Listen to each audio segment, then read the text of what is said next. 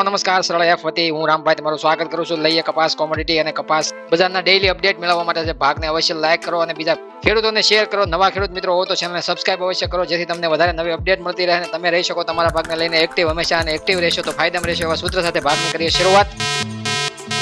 કપાસની અંદર છે ભાગ ત્રીજો રજૂ કરવામાં આવ્યો છે, જેની અંદર માહિતી લઈએ આપણે. તમામ રાજ્યોની અંદર છે ભાવની અંદર કેવો સુધારો છે. ગુજરાત શંકર ગાંસડીથી માંડીને તમામ રાજ્યોમાં છે આપણે રૂના ભાવ કેવા સુધારા તરફ જોવા મળે છે. ખેડૂતોની વેચવાલી છે નબળી ક્વોલિટીમાં છે સારી એવી જોવા મળી. તે નબળી ક્વોલિટીમાં છે લગભગ વેચવાલી વધતા છે. આપણે જૂના નવા કપાસની અંદર છે 1 લાખ મણની આજુબાજુ વેચવાલી છે. સતત 2 થી 3 દિવસ જોવા મળી છે ગુજરાત રાજ્યભરની અંદર. ઘણા બધા ખેડૂત મિત્રોની વારંવાર કોમેન્ટ આવતી હોય. અમુક ખેડૂત મિત્રોની ગામડેથી એવી કોમેન્ટ આવે છે જ્યાં 1600 ઉપર 1650 1680 સુધી છે માગણી થતી હતી આજે જોઈએ તો, અને અમુક ગામડેથી એવી કોમેન્ટ આવે છે જ્યાં માગણી થતી જ નથી બિલકુલ, અથવા તો માંગણી છે ઓછા ભાવે કરવામાં આવતી હોય છે. એવી પણ કોમેન્ટો અલગ અલગ વિસ્તારોમાંથી આવી રહી છે. પણ એકંદરે જોઈએ તો રૂના ભાવની અંદર સતત સુધારો હાજર બજારમાં આપણને જોવા મળે છે. વાયદાની અંદર છે આ સુધારો જોવા મળે છે. ઘરેલુ કોટન એમસેક્સ બંને વાયદા છે આપણે સુધારામાં જોવા મળે છે. બાકી કપાસિયાની અંદર છે મજબૂત સ્થિતિ બનેલી છે, તો આપણને ઘટાડો એક કોઈ પેટા શાખામાં જોવા નથી મળતો. તો કપાસના ભાવમાં છે તમને ઘટાડો જોવા મળે, અથવા તો વેચવાલી સામે કોઈ પણ ઘટાડાની તમારી સામે રજૂઆત કરતું હોય, અથવા તો વેચવાલી વધે અને ઘટાડો થયો છે એવું કોઈ અત્યારે હાલ કહેતું હોય તો એવું પણ નથી, કારણ કે બજારની અંદર માહોલ છે એટલો બધો વેચવાલીનો છે નહીં. તમામ રાજ્યોની અંદર વેચવાલીનું સવારમાં આપણે રિપોર્ટ રજૂ કર્યો, એમાં પણ વેચવાલીનું પ્રમાણ સતત ઘટેલું આપણે જોવા મળે છે તમામ રાજ્યોની અંદર. માત્ર ગુજરાતની અંદર 10 થી 15,000 મણ વધી અને આપણને ગાંસડીની અંદર થોડો વધારો છે આપણે જોવા મળતો હતો આવકમાં છે. બાકી આવક કે કોઈ વેચવાલીના કારણે આજે બજાર દબાણમાં જોવા મળે એવું નથી. માત્ર ને માત્ર છે તમારા વિસ્તારમાં છે ભાવ છે એસોસિએશન પ્રમાણે છે કદાચ દબાણમાં, અથવા તો મંદીવાળા અમુક હોય છે એના લીધે છે ભાવ દબાણમાં આપવામાં આવતા હોય, અથવા તો દબાણથી ખરીદી કરવામાં આવતી હોય. બાકી રૂના ભાવની અંદર કાલે પણ સુધારો થયો હતો, આજે પણ સુધારો છે અને આગામી પણ સુધારો જોવા મળશે. અને 1700 સુધી આજે નહીં તો કાલે પણ તમને એન્ટ્રી છે અલગ અલગ વિસ્તારોમાં છે કપાસના 1 મણના ભાવની જોવા મળશે. હવે આપણે રૂના ભાવની ચર્ચા કરીએ તો 7 માર્ચના રોજ સાંજના રિપોર્ટમાં છે આપણે સીઆઈ સપોર્ટની અંદર છે આપણે 29 mm ગુજરાત શંકર ગાંસડીની અંદર છે ફરીથી 300 રૂપિયાનો વધારો થતા છે. 61,000 થી 61,600 રૂપિયા ગાંસડી પહોંચતી જોવા મળે છે. એમાં આપણને કોઈ ઘટાડો જોવા નથી મળતો. કાલે પણ આપણે 600 રૂપિયાનો સુધારો 700 રૂપિયાનો જોવા મળ્યો હતો, આજે 300 રૂપિયાનો સુધારો. 2 દિવસની અંદર આપણે 1000 રૂપિયાનો ગુજરાત શંકર ગાંસડીની અંદર સુધારો થતો જોવા મળે છે. 29 mm ની અંદર મધ્યપ્રદેશ એમપી લાઇનમાં 28 mm ભાવની અંદર આપણે ચર્ચા કરીએ તો ત્યાં પણ 300 રૂપિયાનો વધારો થતા 59,000 થી 59,500 રૂપિયાના ભાવે પહોંચતી ગાંસડી જોવા મળે છે.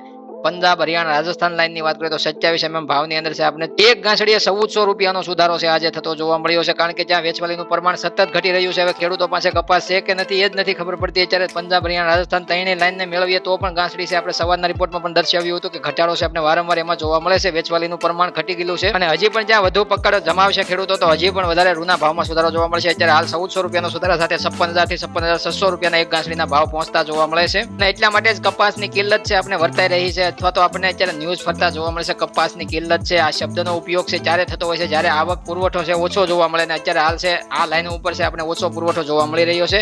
મધ્યપ્રદેશ એમપી લાઈનમાં 31 mm ની ચર્ચા કરીએ તો 300 રૂપિયા ગાંસડીએ વધીને આપણે 62,000 થી 62,400 રૂપિયા છે આપણે 31 mm માં ભાવ જોવા મળે છે. 22 mm થી નીચે ગુજરાત શંકર ગાંસડીની અંદર છે 42,000 થી 300 રૂપિયા સુધી છે આપણે ગાંસડી પહોંચતી જોવા મળે. એમાં 700 રૂપિયાનો સુધારો છે આપણે ગુજરાત શંકર ગાંસડીની અંદર છે.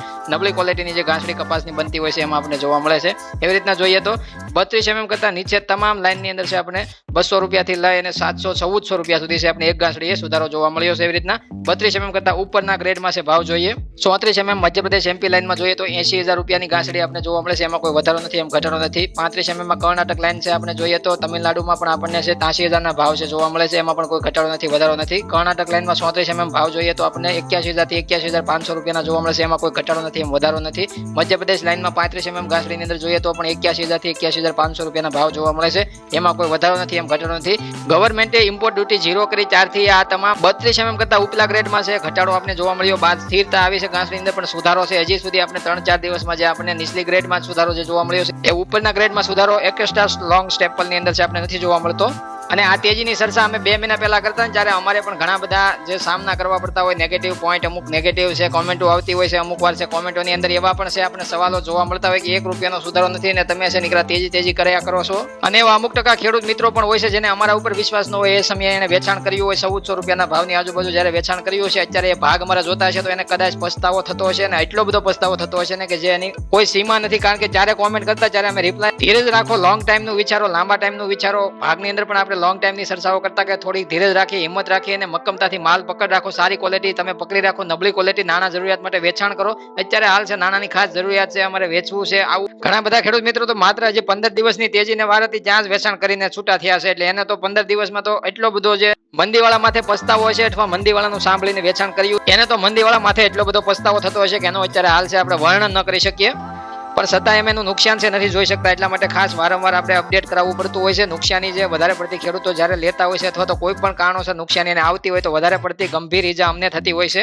અને અત્યારે 1600 કે 1650 કે જે નબળી ક્વોલિટીમાં 1500 અથવા તો જે ભાવે વેચાણ અત્યારે કરતા હોય છે 100-150 રૂપિયા કે મને 200 રૂપિયાનો સુધારો લઈને વેચાણ કરતા હોય, કોમેન્ટો કરતા હોય, તો અત્યારે અમને એટલી બધી શાંતિ થતી હોય કે જે ખેડૂતોની અત્યારે જે દિવાળી થતી હોય છે અમારી સામે. હવે જે ઘરેલું કોટન MCX માર્ચ વાયદો તમારી સામે ઓપન કર્યો છે, એની અંદર છે આપણે 62,300 ની ઓપનિંગ સપાટી જોવા મળે છે. તળિયાની સપાટી 62,300 રૂપિયાની બતાવવામાં આવી હતી. વાયદાની ઊંચા મથાળની ઇન્ટરડે ટ્રેડિંગ રેન્જમાં 62,580 રૂપિયાની સપાટી બતાવવામાં આવી. અત્યારે હાલ રનિંગ છે 62,580 રૂપિયાના ભાવે 260 રૂપિયાનો સુધારો છે આપણે જોવા મળશે. હાજર બજારમાં રૂના ભાવ બાદ છે 0.42% તેજી છે આમાં આવતી જોવા મળે ફરીથી નવી તેજીની અંદર. આગલા દિવસે વાયદો 62,320 રૂપિયાના ભાવે બંધ થયો હતો અને કોટન ઘરેલું મે વાયદાની અંદર 400 રૂપિયાનો સુધારો છે આપણે જોવા મળે છે. સાંજના બંને વાયદાની માહિતી લઈને હાજર થઈશું અને રિપોર્ટ છે સાપ્તાહિક નિકાસ વેચાણનો આંકડાનો છે આપણે રજૂ કરીશું. ત્યાં સુધી તમામ ખેડૂત મિત્રોને હું રામભાઈ રજા લઉં છું. જય જવાન, જય કિસાન, જય ભારત, જય ઠાકર.